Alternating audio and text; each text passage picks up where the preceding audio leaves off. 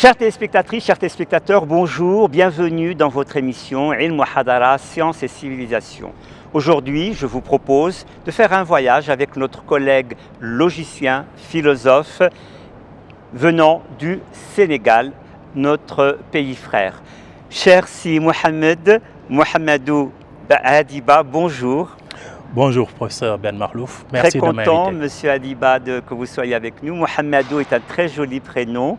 Je vois qu'au Sénégal, on ajoute la voyelle à la fin des mots. Oui. Mohamedou, ici, on dit Mohamed et on s'arrête. Et vous, c'est Mohamedou dans l'état civil. Dans l'état civil, c'est Mohamedou El Hadi Ba.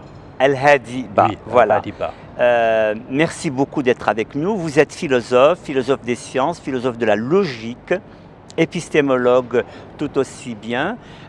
Nous allons d'abord commencer à faire connaissance avec vous. Vous êtes à l'université Cheikh Anta Diop.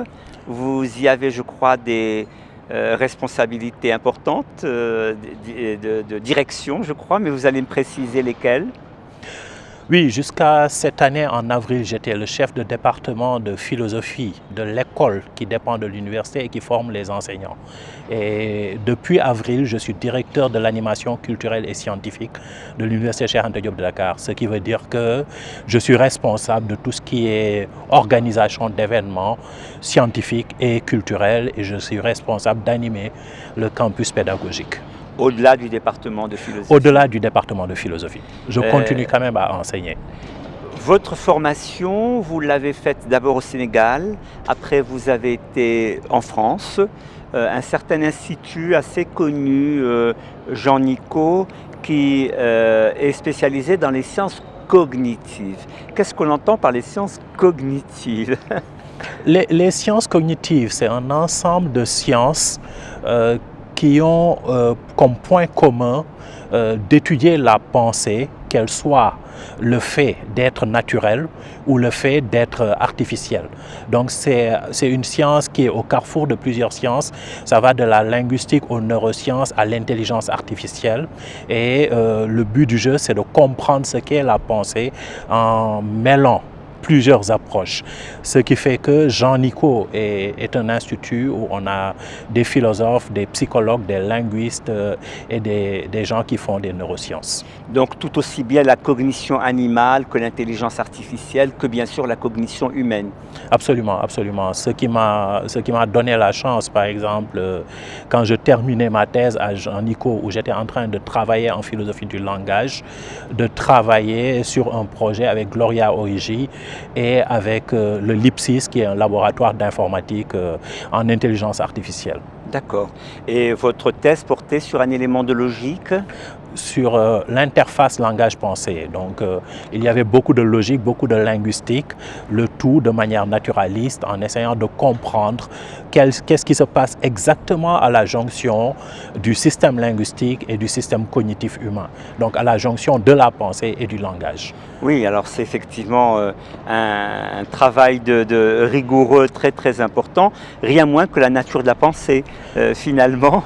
Comment nous raisonnons, comment nous concevons, comment nous jugeons, concevoir et juger, vieille distinction philosophique.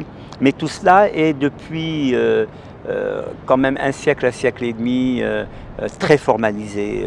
Vous avez parlé des langages formels de la logique et tout ça est très très formalisé. Alors précisément ça a été votre formation. Vous êtes maintenant régulièrement invité en France, aussi bien à l'école des hautes études en sciences sociales qu'à l'école normale supérieure. De tous ces voyages, on parlera maintenant de votre inscription à l'université Cheikh Anta Diop, de tous ces voyages que vous refaites maintenant en Europe, quels sont, comment dirais-je, c'est une question que je pose beaucoup à mes invités, quels sont les gains de la mobilité scientifique? La mobilité scientifique est extrêmement importante parce que, en tant que chercheur, il y a des moments où nous travaillons en solitaire. Beaucoup du travail que nous faisons est solitaire. Mais en fait, quand nous voyageons, nous exposons nos idées et nous rencontrons des gens qui travaillent parfois dans le même domaine, parfois dans des domaines connexes et qui ont des méthodologies différentes, qui ont des approches différentes, qui ont des cultures scientifiques différentes. Donc la rencontre est toujours un enrichissement. Le fait de se déplacer, d'être quelque part, d'être en un lieu, ça change forcément notre point de vue sur le monde. Par exemple, les travaux que je fais actuellement, je les fais parce que je suis situé à Dakar.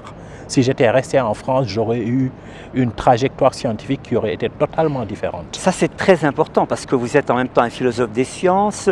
Les sciences, dit-on toujours, c'est ce qui voyage facilement sans trop de perturbations, si je puis dire, sans trop d'obstacles. Mais en réalité, maintenant que vous êtes au Sénégal, le savoir scientifique lui-même devient un savoir situé.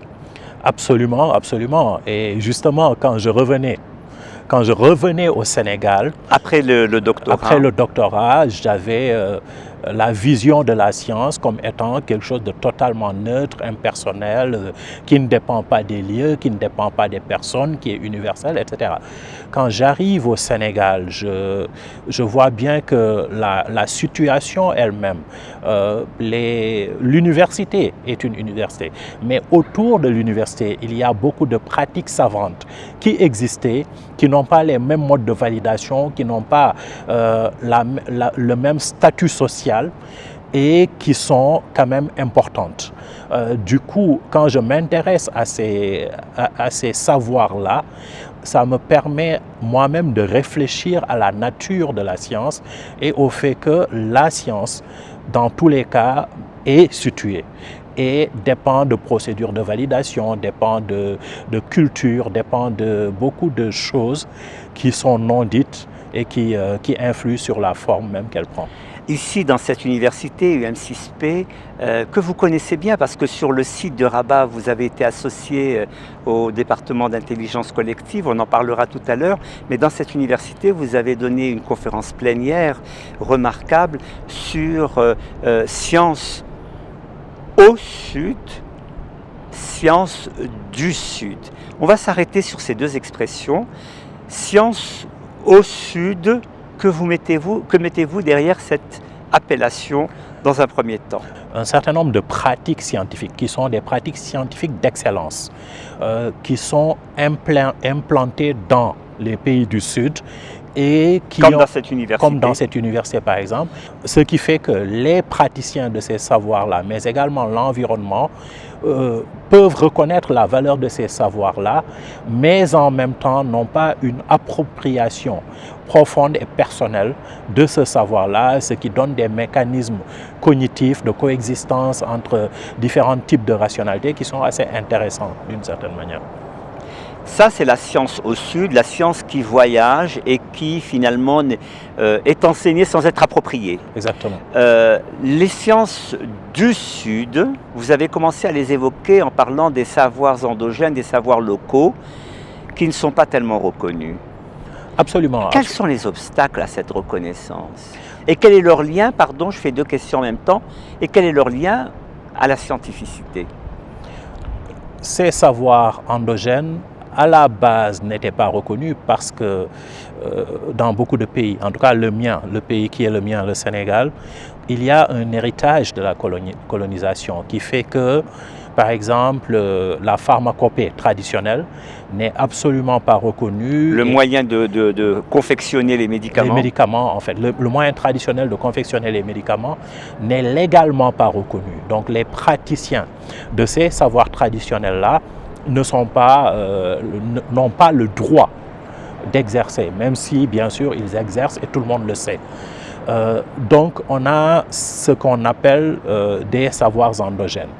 Et j'appelle maintenant science du Sud ce que j'appelle de mes voeux, c'est-à-dire le fait, quand on développe de la science dans un environnement, de ne pas juste greffer, même pas greffer en fait, ajouter, ramener un savoir externe, mais de partir des savoirs qui existent déjà et de les valider ou de les invalider, de les introduire dans l'enseignement, dans l'université, dans la recherche, d'interagir avec et d'avoir d'une certaine manière un canon scientifique qui soit plus élargi. Et oui, c'est très important. Donc en réalité, assurer une forme de continuité entre ce que l'on appelle sciences au sud, des sciences qui sont enseignées au sud, dont le socle d'émergence est souvent ailleurs, et les sciences du sud qui font avec le terroir local et qui ont, finalement, ils ne sont pas légalement reconnus, mais ils ont acquis une légitimité millénaire. Ils ont une légitimité millénaire, ils ont une efficacité. C'est cela. Elles ont une efficacité, pardon, et elles sont importantes. Et en fait, si on ne les intègre pas au savoir officiel, on a une sorte de schizophrénie chez les praticiens, mais également chez les populations, dans la mesure où on peut avoir quelqu'un qui a un discours sur les savoirs traditionnels, qui est le discours officiel selon lequel ces savoirs-là n'ont aucune valeur, mais qui par ailleurs, quand il a certaines maladies, quand il a certains besoins, va s'adresser aux tradipraticiens. Et surtout, le savoir de ce tradipraticien-là n'est jamais officiellement validé. Ce qui favorise aussi des mécanismes d'extraction parce que des compagnies pharmaceutiques vont venir du nord global, récupérer le savoir de ce tradipraticien-là, le breveter et nous le revendre.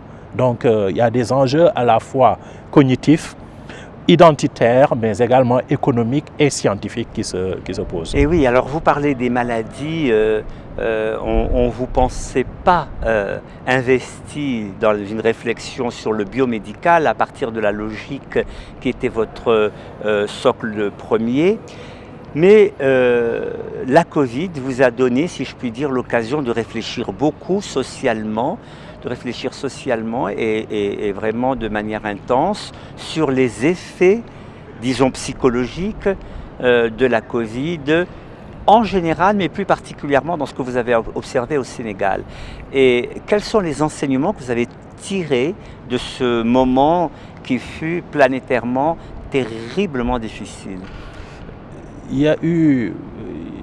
La Covid m'a donné l'occasion de beaucoup travailler bizarrement parce que j'ai fait partie d'un consortium de plus de 250 chercheurs partout dans le monde qui essayaient de comprendre dès le début comment faire pour que les messages de prévention soient acceptés. Mars 2020. Mars 2020, soit acceptés par les populations. Donc on a publié une série d'articles sur le fait que, par exemple, les gens qui se reconnaissent d'une certaine manière, qui sont très liés à leur communauté, à leur nation, etc., le nationalisme d'une certaine manière, pouvait avoir de bons aspects parce qu'il y a une forme de nationalisme qui incitait les gens à obéir aux injonctions sanitaires. Ça, c'est une première Vous avez chose. envoyé vos étudiants dans leur village pour qu'ils fassent passer le message d'hygiène, etc. Toute l'université a fait ça. Nous avons l'université Cheikh Anta Diop de Dakar, dès qu'il y a eu la Covid, à un moment, l'université a été fermée et les étudiants de l'université Cheikh Anta Diop de Dakar sont retournés dans leur terroir pour diffuser les messages. L'université a également produit des gels hydroalcooliques, a produit des machines. Donc il y a eu une sorte de mobilisation générale pour aider le pays à répondre à cette crise-là. Globalement, la réponse sénégalaise a été exemplaire. Saluée, oui. Saluée, oui, parce que à l'époque, le président de la République de l'époque a écouté les scientifiques.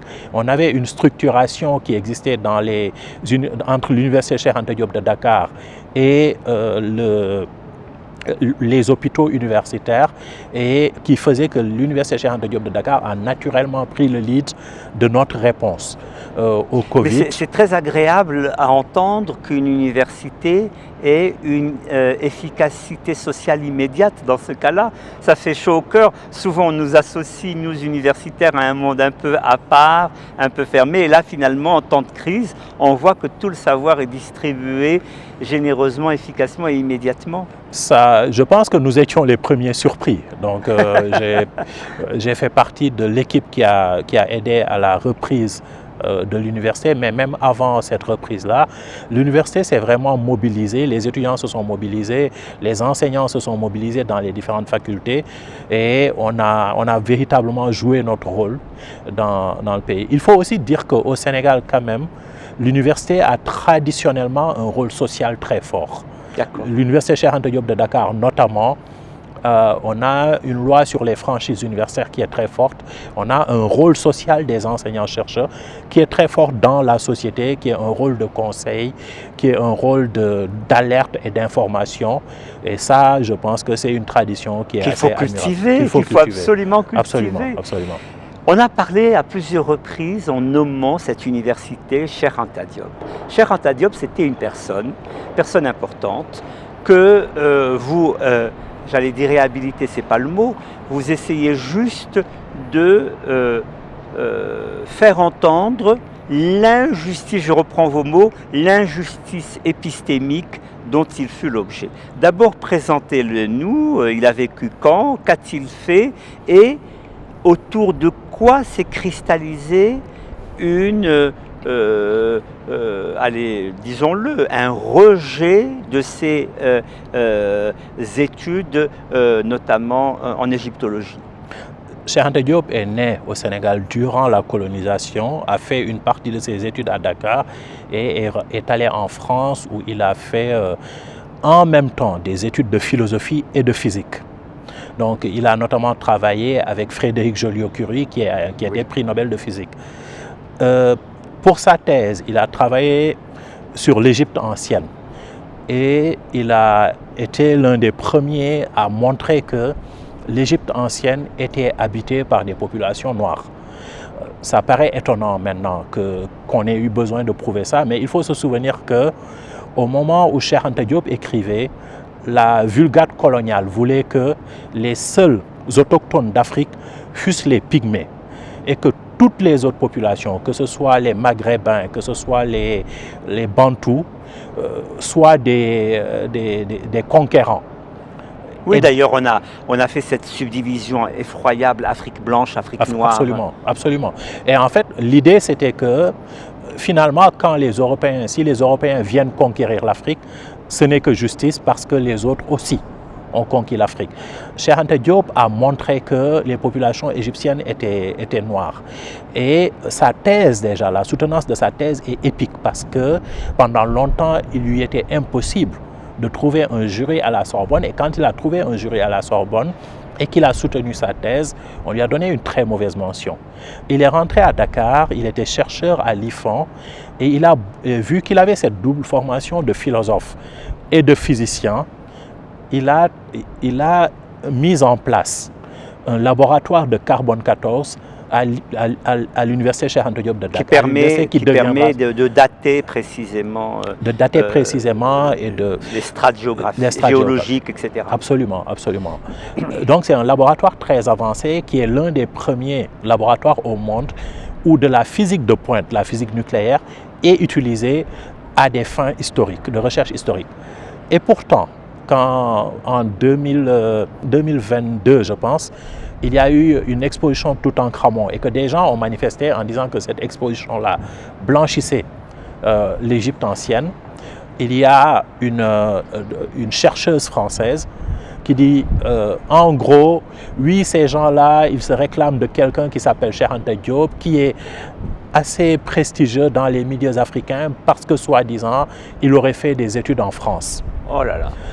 Et en fait, je montre que ce genre de méconnaissance n'est pas une méconnaissance normale parce que en tant que personnes travaillant dans le même champ, nous nous connaissons tous. Par exemple, bien avant de vous rencontrer, je vous connaissais, je pense, de nom, de réputation, parce que vous avez fait des productions éminentes dans le champ qui est également le mien.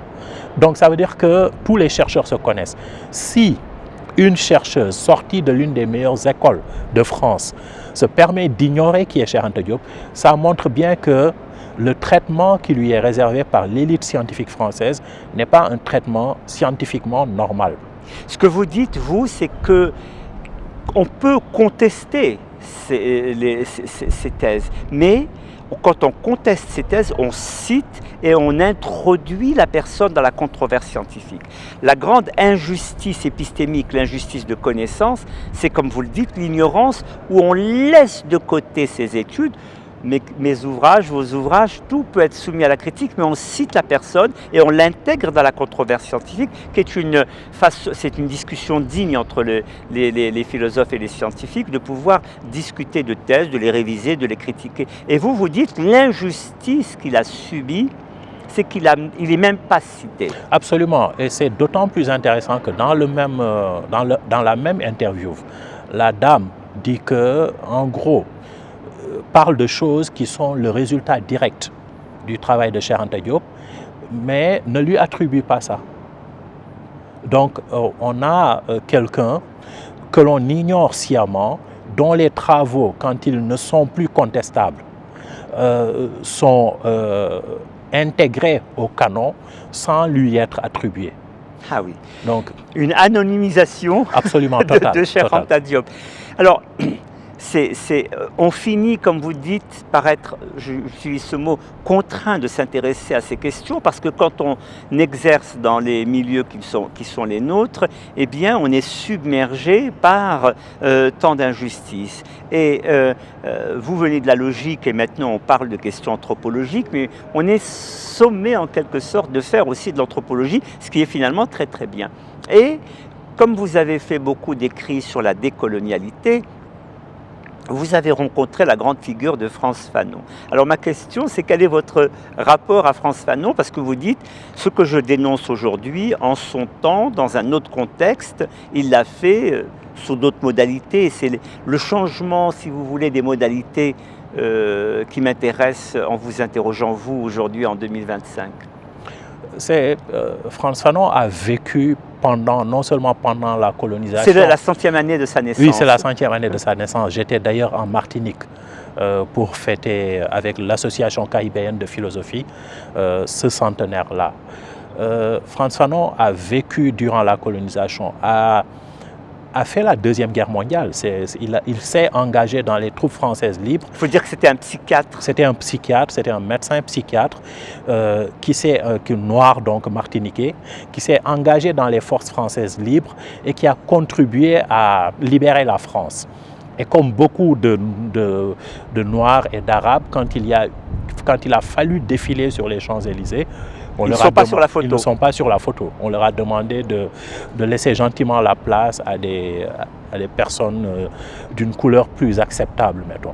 Et Frantz Fanon, en tant que psychiatre, a travaillé sur une psychiatrie émancipatrice en montrant que on ne peut pas soigner une personne quand on ne soigne pas la société dans laquelle il est. Quand une société est malade, la réaction normale paraît pathologique. Donc, par exemple, quand vous êtes victime d'oppression et que vous réagissez à cette oppression-là, les gens vont vous accuser d'être violent. Et par exemple, quelqu'un comme Hannah Arendt a des écrits sur Frantz Fanon où elle dénonce la violence de Frantz Fanon, sans voir que ces écrits de Frantz Fanon sur la violence ne sont rien d'autre que la description de la réaction normale à une violence coloniale qui est partout présente et qui ne peut pas s'en aller sans une certaine violence. Donc c'est une description clinique devient redécrite comme étant essentiellement violente parce qu'elle réagit à une violence qui, elle, n'est pas vue. Et Frantz Fanon... L'usage que vous en faites, là, je vous remercie vivement de la restitution de ce contexte de Frantz Fanon. Et maintenant, ma question, c'est autour de l'usage que vous en faites vous-même pour décrypter les problèmes auxquels, qui se posent à nous tous. C'est justement quand, par exemple, je vais revenir à l'épistémologie. Oui. La science est neutre. Il y a une neutralité axiologique de la science. Je pense que vous et moi, pendant très longtemps, avons considéré que ça, c'était quasiment un credo religieux. C'est très difficile de se rendre compte que ce qui est appelé la science est situé. Et fait partie d'une culture. Du coup, quand tu dis que le canon scientifique, c'est-à-dire l'ensemble des textes qui sont considérés comme à l'origine de la science, doit être élargi. Par exemple, Al-Khwarizmi, oui. Par exemple. Quand vous dites que pourquoi on ne parle pas de Al-Khwarizmi? Al-Khwarizmi, algorithme. Algorithme, oui. Les gens vont te dire, mais pourquoi tu fais du militantisme alors qu'on fait des maths? Voilà. Et en fait, les gens vont vous dire que vous êtes en train de commettre une violence. Du culturalisme clos, etc. Alors que vous êtes en train, c'est vous qui faites de la science. C'est eux qui ne font pas de la science en n'attribuant pas à Al-Khwarizmi la notion d'algorithme. Donc, on a comme ça des situations... Je reprends votre expression d'injustice épistémique. Absolument, absolument. C'est un très, très beau concept qui vient de la littérature féministe d'ailleurs. Ah voilà, mais qui vraiment, c'est un bon filet sur ces réalités-là. Absolument, absolument. Et vous voyez bien que le concept même d'injustice épistémique n'aurait pas pu être théorisé par autre chose qu'une féministe, une femme, oui, ou quelqu'un qui vient des sociétés non occidentales. Parce que ça décrit une manière de fonctionner qui est par nature violente, mais qui est d'une violence insidieuse qui n'est pas visible par les dominants. Les expériences de discrimination sont prises dans un contexte de violence. Absolument. Merci beaucoup. Il nous reste quelques minutes. Je voudrais vous entendre sur vos engagements actuels. On a commencé par cela, vos engagements dans votre université, vos étudiants. Comment ils perçoivent vos discours et comment ils... comment ils reprennent dans cette nouvelle génération. Vous-même, vous êtes très très jeune, mais vous avez fait déjà beaucoup de choses. Comment se fait la transmission de ces discours à la fois logiques, philosophiques, cognitifs et anthropologiques autour de vous et dans votre département? Une des choses qui est très agréable à l'Université Cheikh Anta Diop de Dakar, c'est que d'abord la philosophie au Sénégal est une discipline populaire. Vous avez reçu Souleymane Bachir Diagne, par exemple, il a été conseiller du président de la République. Donc la philosophie est aimée et il y a plus de 3000 étudiants qui font philosophie à l'Université Cheikh Anta Diop de Dakar. Et deuxième chose qui est très agréable, c'est que les études philosophiques à l'Université Cheikh Anta Diop de Dakar vont de la philosophie arabe à la philosophie africaine, à la philosophie occidentale, à la philosophie analytique, sans qu'il y ait des chapelles et des... C'est ça. Donc ça c'est très agréable. Et ça Je vous interromps là-dessus, il ne nous reste pas beaucoup de temps, mais vous avez beaucoup réfléchi aussi sur la prégnance du soufisme. Maintenant que je vous entends parler de toutes les options culturelles enseignées au Sénégal, sur le soufisme et son lien à la démocratie sénégalaise qui est toujours citée en exemple en Afrique. 2 mots là-dessus et on aura terminé. Malheureusement, j'aurais voulu un peu plus de temps. Moi aussi. Le Sénégal, l'islam sénégalais est essentiellement un islam soufi. Et l'islam soufi est un islam qui essentiellement conserve au Sénégal l'idée qu'on ne peut pas juger parce qu'on n'a jamais toutes les informations. Et on a aussi des confréries soufis qui font se rencontrer des personnes de milieux sociaux très différents. Et donc ces confréries-là, me semble-t-il, ont contribué à stabiliser la société sénégalaise et à donner une sorte de civilité qui est appuyée sur la tolérance, sur l'acceptation de la différence. Teranga. La Teranga, bien sûr. Qui n'est pas que le nom du club de foot. Non. Deux mots sur la Teranga. La Teranga, c'est un mode de vie et un mode d'être qui s'appuie sur l'idée que nous devons essayer de mettre l'autre à l'aise. Générosité, hospitalité. Générosité, hospitalité, c'est les maîtres mots. On a des échanges de cadeaux qui sont ritualisés et qui permettent aux gens de vivre ensemble. On a une rivalité dans le bien plutôt que dans la concurrence. Merci beaucoup, Monsieur Mouhamadou Hadiba, pour ce passage dans cette émission. Merci beaucoup. On termine sur cette magnifique parole tellement humaine de la Teranga. Chères téléspectatrices, chers téléspectateurs, merci de votre écoute attentive et je vous dis à une prochaine fois. Inch'Allah. Au revoir.